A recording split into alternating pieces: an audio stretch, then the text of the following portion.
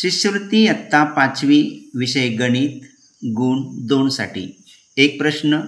सुनंदाताईंनी डाळिंबाच्या विक्रीतून 17,000 रुपये नफा मिळवला.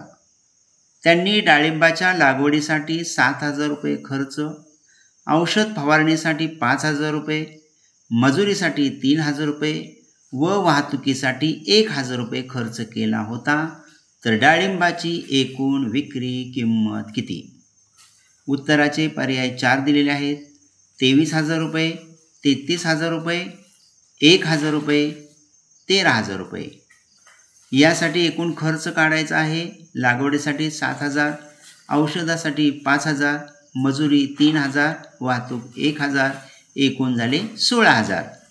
आता आपल्याला विक्री किंमत काढायची आहे. विक्री किंमत बरोबर नफा झालेला अधिक खर्च. नफा आहे 17,000 रुपये अधिक 16,000 रुपये खर्च, एकूण 33,000 रुपये. उत्तराचा पर्याय क्रमांक 2 या पद्धतीने भरीव करा.